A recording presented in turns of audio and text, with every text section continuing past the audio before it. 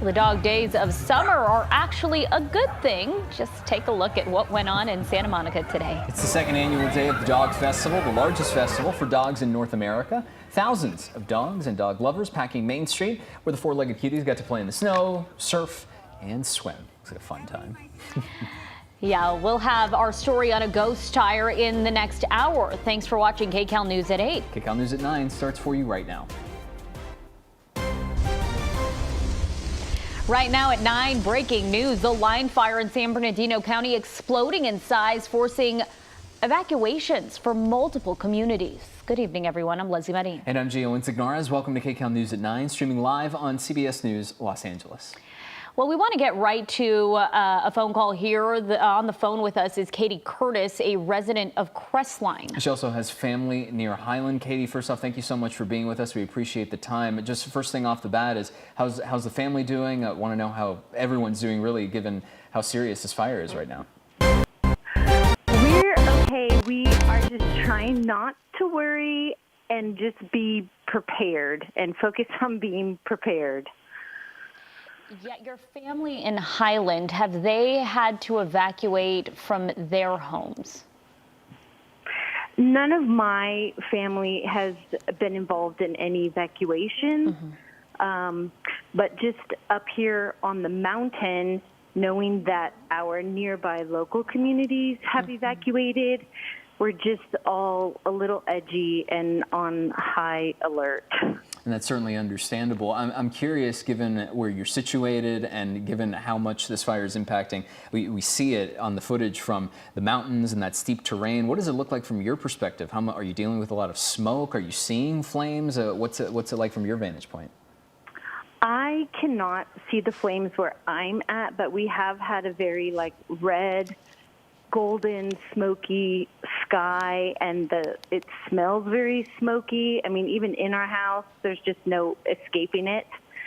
So that's a little bit concerning, actually. And we're just trying to have our plan and make sure, I'm here with my children. So just making sure that we're packed and ready to go in case the worst case scenario happens. Our animals are prepared, our car is ready, and trying not to worry, just trying to stay calm. Yeah, and when we speak to officials, that's exactly what they say. They hope people are doing. So it sounds like you're doing all the right things, Katie, especially having your children with you and your pets with you. Now, we know Crestline is east, right, of Running Springs there. But we also know that those communities, a lot of these mountain communities, are very close-knit. Have you heard from anyone from the Running Springs area or the Arrow Bear Lake area? Both have mandatory evacuations tonight. Well, I'm noticing online that seems to be our main form of communication on social media. So people are posting now that they couldn't get up because the road is closed upward, so they can't get to their pets and animals that happen to be still at home. They weren't up here when the evacuation order came, so they're not allowed to go back now. So people are reaching out. I've seen a few of those just trying to find some help wherever they can, if they can, to get their furry loved ones out. And people are just, sending good thoughts because no one can get up. So they're just trying their best to see what they can do and just hoping for the best, that the animals will be okay and everyone can just remain safe. Katie, first off, we want to say thank you so much for giving us your time, and more importantly, we hope your family stay safe. It sounds like you're doing everything the right way, being prepared, ready to go at a moment's notice. So our thoughts are with you and everybody else. So thank you again for giving us your time this evening. And you're welcome. Thank you. It's good to note there, Katie was talking a lot about people having animals not able to get to them. A lot of times if you let the sheriff's department know or fire know, they may be able to check your home. And also if you have animals, you can take them to the DeVore Animal Shelter there. They are helping with animals that you may have not be able to get them to the shelter that you're at. But we do want to get live pictures. These are live pictures here tonight from SkyCal. You can see we were showing the line fire there, still raging tonight, burning north of Highland along Highway 330. And this picture just really gives you a perspective of how close it is relatively to other communities and how large it is and has grown in just the last 24 hours, tripling in size in just the last 24 hours to more than 7,000 acres. And it's certainly something that we're keeping an eye on, especially not just from the sky, from SkyCal, but on the ground as well. KCAL News reporter Lori Perez along Highway 330 with the latest on the fast-moving flames. Lori, I see the mask on. I see the everything else that you have. Is it getting more intense out there for you? Well, it certainly got more intense as we headed down 330 from Running Springs towards Highlands. You could hear in Katie's voice how anxious and nerve-wracking this night is, because you can see the smoke and the flames from miles away. Of course, we're right up on them. Fortunately, we just made a very quick escape. Behind us, you can see that mountainside on fire. We were right on the bottom of that little kind of bump of a hill right there, but the flames were on the other side. And then all of a sudden, my photographer Greg said the wind is shifting, and within seconds, those flames started to come down over the mountain towards us. So we tore out of there, and within 30 seconds, it was really engulfed. So trying to stay careful out here as well, but really indicative of the fire behavior that these fire crews are having to watch. I mean, in a moment's notice, everything shifts. The fire begins to move and spread in a different direction. And this is a scene that is echoed all up and down the 330. Everywhere you look, there are hot spots and enormous flames like these that are keeping crews very busy. Earlier, we saw hand crews going into the mountains. They are going to have a very long night, and this is very steep terrain. It is very dense. Lots of trees, lots of brush. It has cooled down just a little, but of course, with all this fire, it is still very hot and aggressive out here. We would really urge everyone to obey those evacuation orders. Oh, we just saw this, another flare-up right behind that cell phone tower. That's a new flare-up from even since we've been standing there, but just an example of how quickly things can change here and why people really need to obey these evacuation orders. Again, we came down from Running Springs towards Highland, and we're just marveling, really amazed at how many hot spots that crews are having to keep an eye on. They are stationed up and down 330, certainly closer to Highland and closer to Running Springs, wanting to make sure these flames stay in the mountains and do not head towards homes or businesses in the developed towns. But, you know, a lot to deal with. We were perhaps a little bit too close. We could certainly feel the heat, but glad we got out of there. And we really want to urge everyone to stay informed and alert. Make sure if you are not in the under an evacuation order yet, that you know if you do become one, and get out of there with your loved ones safely as best you can. Guys, back to you. Lori, I just want to confirm, I know you're talking a lot about the 330 behind you there, how dangerous the conditions are. It does remain closed to the public, correct? It does. Okay. It does. The only reason we're able to get down here is because we're with the media. So that's our way back towards Highland. But yeah, it is littered with debris, littered with fire on either sides all the way down. Other people, you know, civilians are going to have to use other routes in order to evacuate. And there are other routes. There are other routes available for them to stay safe and to get out of there as quickly as possible.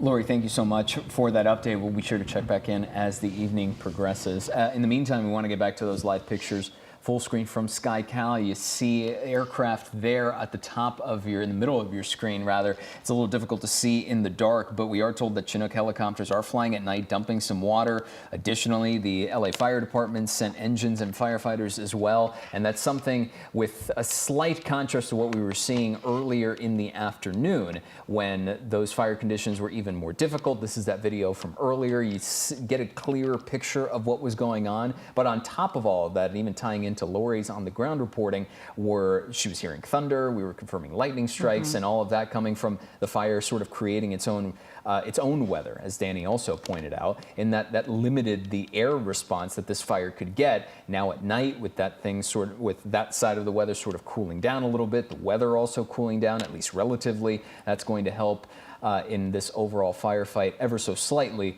considering that we are in that excessive heat warning and those hot temperatures are going to persist for at least a few days more.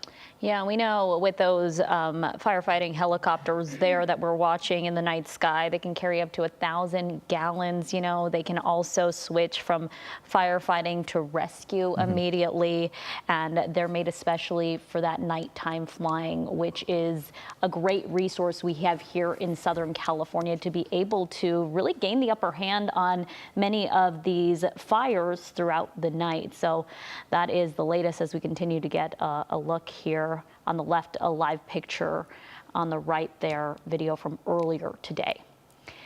Well, new video here shows flames close to a neighborhood in Highland earlier today. Crews were set up for structure protection, hosing down the flames to protect homes. At one point, at this point we have not heard of any homes being damaged or destroyed. And the fire, of course, impacting air quality and those weather conditions. Yeah, Danny Roberti here now with the very latest, Danny. Yeah, and you know, Lori had mentioned how quickly the winds were shifting.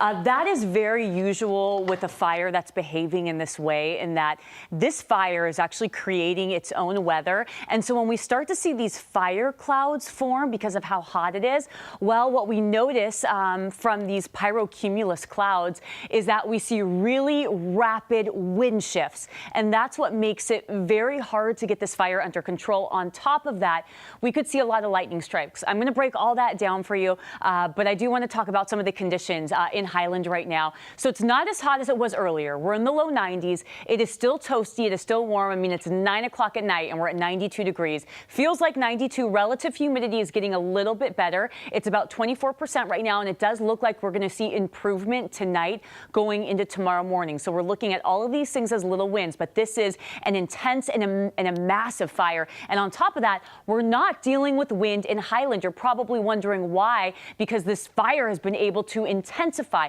and to spread so rapidly. Look at all the active hotspots that we are monitoring in this area. This is just east of Highland. But the thing is, when we're dealing with a fire this intense, we start to see it creating its own weather. And that's exactly what we saw today. I'm going to zoom you in. You're going to see some thunderstorms that developed in this area. So this only happens with some of the most intense wildfires. Most fires don't even get this hot to create this. So the fire becomes so hot that hot air shoots up into the sky and it creates these clouds, the clouds that we typically see with thunderstorms. And these clouds that are produced from the fire, they could create lightning, they could create tornadoes, they could create strong, gusty, erratic winds, which is what we saw today. You see all these lightning strikes? We recorded 3,700 lightning strikes as of 6:30. So these strikes are very dangerous because they could spark more fires. And with these gusty outflow winds, which is what we saw today, this is what helps this fire spread and what makes it behave very erratically and makes it tough to figure out which direction it's going to go in. And we also talked about the air quality. Here's a look at your next weather. Unfortunately, the smoke is starting to make its move. And this is what we were expecting to see. I'm going to zoom you in so you can see we're dealing with smoke in San Bernardino now, Rancho Cucamonga. And this is smoke that you do not want to breathe in. You want to try to avoid these areas, remain inside, because these purples, these reds, these yellows, it's really indicating some of the thicker smoke out there. And on top of that, it's going to start to make its move. This is a look at the next 24 hours. So you can see how it starts to shift to the west into Glendora, Pasadena, all the way into the LA basin. Downtown Los Angeles, seeing thick smoke really before the lunch hour on Sunday, going into early tomorrow afternoon. So that's why everyone here in Southern California, not everyone, but a lot of our area is under this air quality alert. So this includes not just the Inland Empire. This also includes portions of Orange County, so Anaheim, Santa Ana into Mission Viejo, and then you also see over into downtown Los Angeles. We're going to take a look. Heat alerts. So here's the other concern. It's not just that this fire is creating its own weather, but it's that we have seen days and days of brutal heat here in Southern California, and this continues going into the next couple days. This lasts until Monday night. We'll continue to see really hot days and not much relief at night.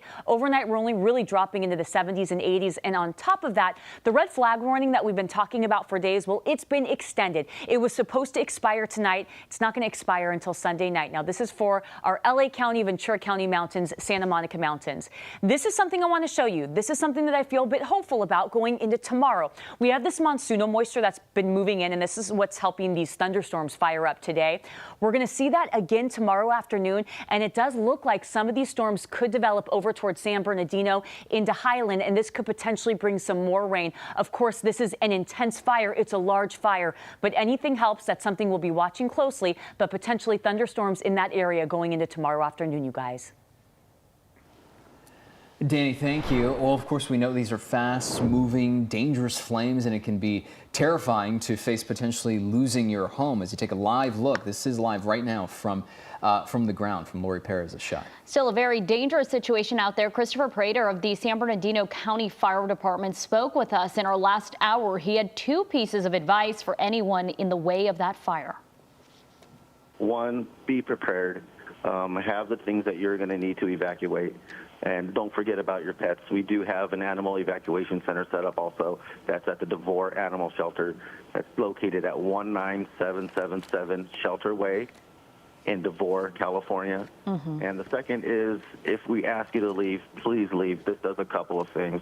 1, it ensures your safety and the safety of your loved ones. And 2, it allows firefighters to get in and concentrate their efforts on saving life and property. And taking a look at the evacuation map now, you have the evacuation center, which you mentioned is Emmanuel Baptist Church. That is at 28355 Baseline Street in Highland. Now, the evacuation orders, those are going to be the areas of Running Spring east of Highway 330 and south of Highway 18, the area from Calle del Rio to Highway 38, including Green Spot Road north, all underdeveloped land east of Highway 330 to Summer Trail Place and north of Highland Avenue. Well, evacuation warnings are the neighborhoods east of Church Street, north of Highland Avenue, neighborhoods east of Weaver, north of Green Spot to the Iron Bridge. I want to get back to live pictures from SkyCal here. What you're looking at here, again, evacuation warnings there, but this live look from SkyCal here, and you can see the fire continues to glow there along that mountainside as yet another helicopter making another water drop there, trying to really gain an upper hand. A lot of these nighttime flying helicopters there can hold up to 1,000 gallons of water, if not more. So hopefully they can make significant progress there. Yeah, and it's a little hard to see, of course, it being at night, but this was something we were looking forward to and anticipating, was more of these air resources being deployed here at night now that it's cooled off a little bit, at least relatively speaking. And then, of course, with the conditions, but you notice all these hot spots, it's a lot of work to get done because there's a lot of fire to handle, and you notice how fast it's grown, how much we've been pointing that out throughout the evening, and just how much is still left because this is still very active. And you might not, in case you're just now seeing this for the first time as the sun has set and it is dark, there is a lot to burn through here. There's a lot of fuel funneling through this fire. It's a lot of green, a lot of brush. It's not, just homes and buildings. Those are of course being threatened, but this fire has a lot of terrain to burn through, and that is of course a major concern as we move throughout the rest of the night. In the meantime, Chinook helicopters are working at night. SkyCal video from just a few minutes ago showing you a chopper dumping water on the flames. You saw that live as well just a couple seconds ago. Yeah, and we know fire engines from LA and Orange County are also battling those flames tonight, as they have now sent crews out there to help CAL FIRE along with San Bernardino County Fire as well. And we'll have continuing coverage of this fire for you. Just stay with KCAL News and KCALnews.com for the latest. And we're streaming 24/7 on CBS News Los Angeles. In other news, a manhunt underway in Kentucky tonight. Multiple people shot on a busy highway. Yeah.